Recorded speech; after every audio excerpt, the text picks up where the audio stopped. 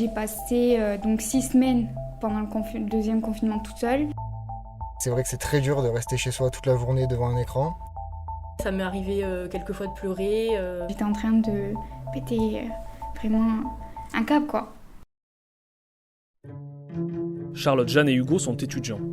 Ils font partie de ce que l'on a parfois appelé à tort ou à raison la génération sacrifiée. Depuis 1 an, leur vie n'a plus rien à voir avec ce qu'ils s'étaient imaginé en arrivant à la fac. Je suis Nicolas Zarouk et pour Midi Libre, ils ont accepté de partager avec moi leur quotidien devenu bien exigu.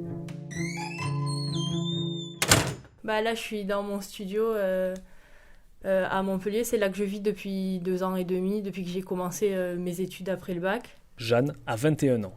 Originaire du Gard, elle est étudiante à Montpellier. C'est un studio étudiant, mais j'ai quand même de la chance parce que c'est assez grand, ça fait environ 20 mètres carrés. Concrètement, là, depuis la fin du second confinement, je vais à la fac. Moi, j'y vais 1 fois par semaine, pendant 3 heures. C'est génial. C'est 3 belles heures. On en profite. On est tous d'accord pour dire que on préfère. Donc voilà, mais sinon, à part ça, c'est tout ici, dans mon studio, sur mon ordi, toute seule. À l'heure où je vous parle, demain, je reprends enfin en présentiel. Je suis la plus heureuse. Charlotte, 19 ans, a quitté Perpignan pour venir étudier à Nîmes. Et pourtant, ça m'énerve parce qu'on va devoir rester 8 heures avec un masque, mais on s'en fiche. Il y a eu des profs qui avaient des problèmes de connexion, des élèves qui ne pouvaient pas suivre les cours à cause de leur connexion, parce qu'il y en a, ils habitent à la campagne. J'ai plein d'amis qui sont tombés en grosse déprime et qui ont abandonné carrément. Et moi, j'ai pas abandonné, mais si j'aimais pas et si j'étais pas passionnée par l'histoire, j'aurais abandonné. Pour l'organisation, il y a certains profs qui savent que c'est dur.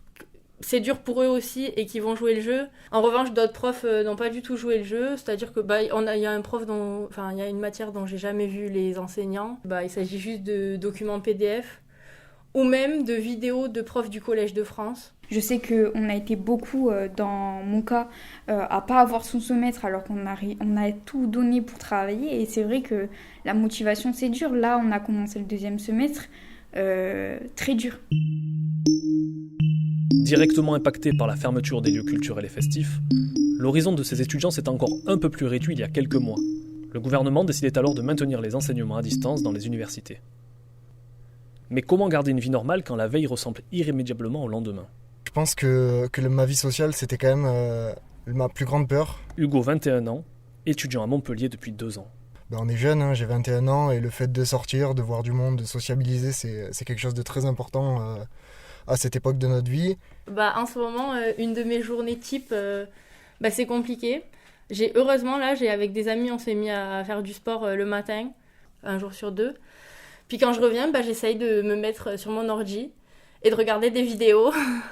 Voilà, c'est compliqué. Garder un rythme scolaire, de se mettre un réveil le matin, d'essayer de se dire je travaille 1 heure cette matière, puis 1 heure celle-là, puis 1 heure celle-là. J'ai essayé, mais j'y arrive pas. C'est difficile, je suis de moins en moins motivée et c'est même frustrant parce que je sais que j'adore mes études, j'adore ce que j'étudie, mais le format me convient tellement pas que du coup j'ai pas envie en fait l'idée de me dire que j'ai une vidéo ou un PDF à lire, c'est compliqué et donc j'essaye de me mettre des heures, de me dire allez une pause, puis là tu reprends mais... Et moi, pour ma part, je vois une sophrologue, etc. parce que c'est trop dur. Le stress, l'angoisse, le fait de se dire mais on veut pas redoubler, on veut pas aller au rattrapage. Parce que le problème, c'est que les profs, et il faut être honnête, et ça depuis toujours, crise ou pas crise, ils jugent avec les notes. Vu qu'en plus, là, on est à distance, ils ne nous voient même pas. Donc, ils jugent aux notes. Donc, ça veut dire que même si tu as essayé de tout donner, et moi, c'est mon cas, parce que je travaille vraiment, vraiment dur, mais j'ai vraiment beaucoup de difficultés, déjà de base. Mais voilà, quand vous prenez un 4 dans la tête, ça fait mal. Et le pire, c'est que du coup, on va vous juger dans le sens où vous êtes nul. Mais c'est pas ce que vous valez. Selon un rapport d'enquête parlementaire, 1 jeune sur 6 a stoppé ses études pendant le confinement. Leur consommation de tabac, d'alcool et de drogue a sensiblement augmenté, tout comme le nombre d'appels de détresse reçus par les plateformes d'écoute dédiées aux étudiants.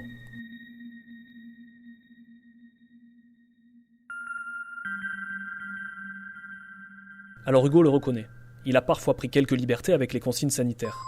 Que celui qui n'a jamais triché sur son attestation lui jette la première pierre. C'est sûr que c'est une période relativement compliquée pour tout le monde, mais je pense que comparé à certaines personnes, je l'ai plutôt bien vécu, dans le sens où j'ai beaucoup d'amis qui sont proches de chez moi, que je peux voir assez régulièrement. Bien sûr, certaines fois en contournant quelques règles, mais bon, j'ai réussi à conserver une certaine vie sociale en quelque sorte tout de même. Le couvre-feu, oui, je le respecte parce que moi j'ai trop peur. Dans le sens où j'ai pas envie de prendre une amende de 135 €. Je suis une étudiante, j'ai pas beaucoup d'argent pour moi tout seul. Et ça va pas être à mes parents de payer une amende qui par ma faute. Si imaginons il est cet été, ça va être compliqué là par contre. Là je pense que je trouverai des solutions parce que... Bien sûr, on m'a parlé de fêtes illégales qui s'organisent, même parfois à Montpellier. Et ça, c'est des propositions que j'ai toujours refusées, parce que j'essaie quand même de garder un cercle d'amis assez restreint que je vois. Parce que là, vraiment, ce serait en effet le risque de créer un cluster, le risque de... ce serait un vrai risque pour moi, pour ma famille et pour tout le monde, et je me refuse à faire ça. À Toulouse, je vois des gens qui font des soirées, ils sont à 15 dans l'appart. Je me dis, c'est super, mais en attendant, c'est à cause de personnes comme ça que nous, on peut pas en faire. Enfin, moi, la dernière fois que j'ai fait une soirée, je sais même plus quand c'était. Moi, je respecte pas complètement. Par exemple, je vois des amis sans masque. J'ai mon cercle proche. De petites excuses pour sortir après les couvre-feux, pour bouger dans une autre ville, eh bien on va inventer une petite excuse pour sortir de la ville et contourner quelques règles, c'est vrai. C'est une prise de risque aussi pour conserver peut-être ma santé mentale, parce que le fait de rester tout seul chez moi, je sais que ça, en quelque sorte, ça me détruirait, parce que je suis quelqu'un de très social, donc le fait de ne pas sortir, je sais que ça me boufferait, quoi. En fait, je crois que ça nous fait du bien aussi, parce que ça fait longtemps, en fait, et ça, c'est dur. Parce que c'est vrai que la différence pour moi entre le premier et le confinement puis la suite, c'est que le premier confinement, il y avait un espèce d'espoir de se dire que on passe tous par là, c'était vraiment tout le monde, puis c'est bon. Alors que là, depuis la rentrée, ça commence à faire long, là, c'est depuis septembre, où évidemment qu'il n'y a pas que les étudiants, mais les étudiants, on a rien, on a vraiment rien du tout. A-t-on assez pris en compte ce malaise étudiant ? Quand dans les entreprises françaises, on commençait à voir apparaître les premiers signes de détresse liés à la généralisation du télétravail, a-t-on assez pensé à eux ? Quand les conditions de vie des seniors, reclus dans les EHPAD, étaient pointées du doigt, quelle était la situation des étudiants ? Il aura fallu une vague de témoignages sur les réseaux sociaux pour que l'iceberg du mal-être des jeunes émerge enfin. Enfin, personne parlait de nous. Il y a eu un moment où on n'a pas assez parlé des étudiants et c'était un peu... sacrifier la jeunesse au profit des vieux, fragiles et compagnie. Est-ce que c'était une bonne solution ou pas ? Parce que je pense honnêtement qu'il va y avoir des conséquences sur le long terme. Le hashtag étudiant fantôme, c'est grâce à ça que l'État il a pris un peu conscience qu'il fallait aussi s'occuper de nous. Pour eux, on fait juste du cinéma quand on dit qu'on en a marre, mais on fait pas du cinéma. On constate juste que le truc qui nous énervait le plus, c'est pourquoi les collégiens et les lycéens, et même l'école primaire et l'école maternelle, ils vont à l'école.